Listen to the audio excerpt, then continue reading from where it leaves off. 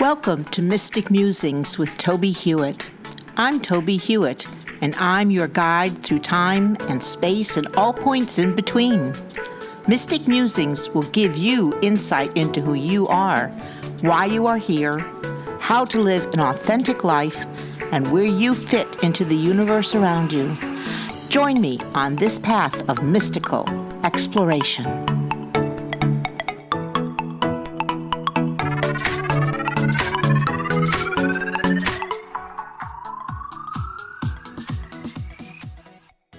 Welcome to episode 17 of Mystic Musings with Tobie Hewitt. This week, we will start our examination of crystals and their uses as we continue our mystic journey. What is a crystal? Well, from dictionary.com, I found 1. A clear, transparent mineral or glass resembling ice. Though, of course, I thought, well, a lot of crystals are of very different colors. And so I thought, well, that's sort of limiting. And then the second description is the transparent form of crystallized quartz, which is true. But again, a crystal can be of many different kinds. And of course, the third one is chemistry and mineralogy. A solid body having a characteristic internal structure and enclosed by symmetrically arranged plane surfaces intersecting at definite and characteristic angles. That was a lot to think about. Although I know that physically that is quite true. And as a geologist's daughter, I do appreciate the scientific definition of crystals. But as a mystic, I also appreciate the mystical characteristics and uses of crystals. I consider them as a living entity in a certain static manner that retains memory, energy, vibrations, and have specific purposes. Now, I should tell you that I'm sitting in a space I'm surrounded by crystals, from large, clear Lemurian crystals to ruby, to little clusters, to green, to red, to blue, to orange, all sorts of colors and all sorts of crystals. And I am surrounded by them, actually, because I collect them. What do we use crystals for? Well, we use them to focus. And by the way, when I first wrote these notes for this episode, when I said the word focus, that word synced. And of course, if you remember from earlier episode, a sync word is a word that's being given emphasis to by spirit. So we're supposed to really focus on that word. And that word focus, I saw that, I wrote the word, and I also heard it on the television or radio, whatever I was listening to. And so we can use the word focus and know that Spirit's saying, yes, that is a primary reason for working with crystals.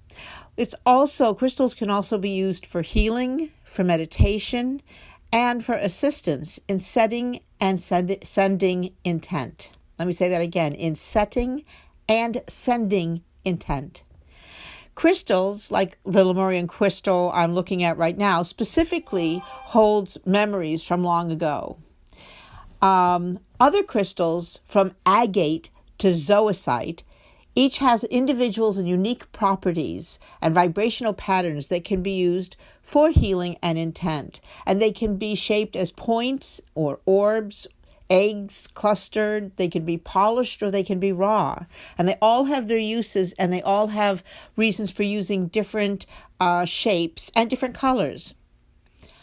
I recommend a first crystal be a clear quartz crystal. And I like the first crystal that somebody has to be a crystal point. And it can either be single terminated, i.e. 1 point, or double terminated and have 2 points. But I like to have a clear quartz crystal point. It's, to me, a general purpose crystal, and I can use it just about for anything. I use that clear quartz crystal as my main working crystal, the one I hold for protection and that I focus on when I am doing my work, whether I'm doing a reading, or a healing, or any number of things, or just sitting and meditating, I grab this crystal, or sometimes I grab other crystals, but for most of my work, for my readings, I have one quartz crystal point that I use all the time and which I carry with me all the time. I also wear a pendant that has a quartz crystal with a rainbow moonstone on it. So those two vibrations work together to support my work, as does the green apatite that I also have on the same pendant. So I use different crystals in different combinations to support me in my work. When I write, for example, I often light a candle in a selenite candle holder, and I keep a large selenite crystal close by, which I rest my hand on when I find myself in moments of deep thought about what I'm about to write, or when I'm looking for inspiration from spirit. I also use a lapis lazuli for the same purpose. You will over time find crystals that resonate in such a way with you that you are able to gain focus and input from the crystal in your work. So you will know which crystal to hold or to focus on when you are trying to do a certain task or perform a certain healing or whatever. You'll know what crystal, and we're going to go through this in the coming weeks, what crystal you need for specific healings. For example, if you're healing the chakras, you'll want to focus on the different colors, the different vibrations of those colors that correspond to the different chakras. We'll get to that, don't worry. Crystals help with meditation. By focusing on one or holding one, it helps to deepen your meditation. I have an array of crystals on my altar, which is my sacred space. And I look at that and I focus on the different meanings, the different vibrations, the different purposes that the crystals have. And so if I'm doing a single meditation, I will just focus on mostly my clear quartz crystal. It deepens the meditation, I think. Now, crystals can be used for healing, for peace, for setting personal intent, for sending out intent into the world. And we're going to be going over all these uses in the coming weeks. As we go along, you'll find that my relationship to crystals is very strong, and I feel that everybody can gain from interacting with them, from having them in their environment, and from using them. It dawns on me now, you can use them not just as physical objects that are interacting with you, that are vibrant, have an vibrant, inherent energy within them that can interact with us and impart to us energy and knowledge. But you can also use them in terms of, some of them you can put in water and create elixirs for healing. And you can use them, as I said before, in grids. There's many different ways to use crystals. Do not let others touch your crystals, because once you and the crystal connect, you do not want the vibrations of others to interfere with your connection. On the other hand, I have crystals I use for healing work, where I place them on a person's body and are doing healings.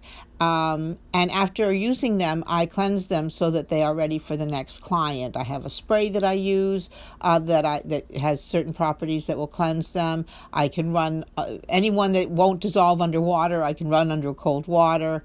I can also set them out in moonlight.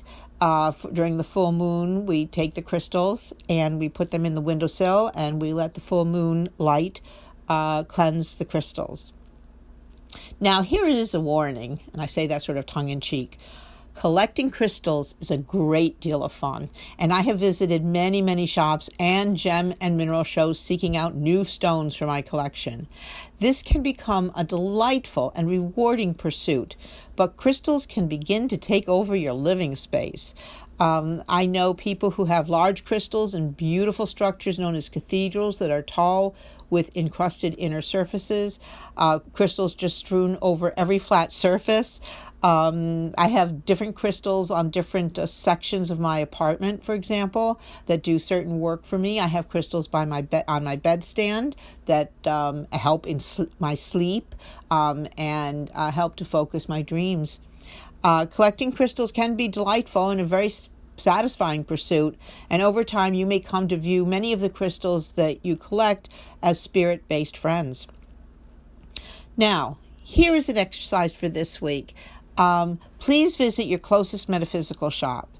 You can get a clear one. I really strongly think that you should find yourself a clear crystal as your primary crystal to work with at this time. And look around the shop and see if there are any others, any colors, any shapes that resonate with you when you pick them up. Or even when you just see them, you might look at a stone from across the room and know that that stone is reaching out to you, that you really want. I know this sounds really weird, but this is really how it works. A stone will also say, excuse me, I am supposed to be working with you, so do pick me up and take me with you.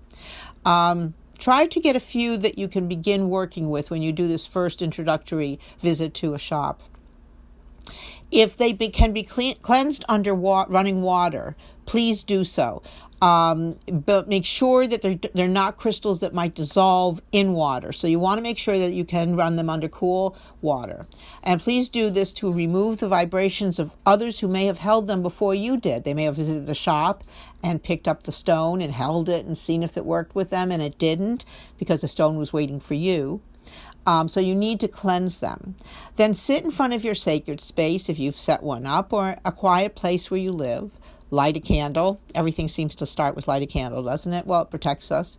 Hold each crystal in your hand and close your eyes and feel the vibrations of the crystal, or at least feel the dimensions in your hand, the dimensions of the crystal in your hand and how it feels to you. As you do this, your energies and the crystal's energies will mingle, and your crystal will then be programmed for your use. Do this with each crystal you purchased. Next week, please join me for episode 18, when we will look at crystal grids, how to set them up, and how we use them as we continue our mystic journey. Thanks for listening to this episode of Mystic Musings. Please join me every week to continue our exploration of all things mystical that can help you have a more practical and magical life. Please visit my website, tobiehewitt.com, for more information and to read my blog postings. And join me also at pathwaystomindfulness.org to learn how you can schedule a presentation. I am available for mindfulness training, demonstrations of psychic abilities, and individual readings. I also have a number of books on mystical topics on Amazon.com. I look forward to hearing from you and answering your questions.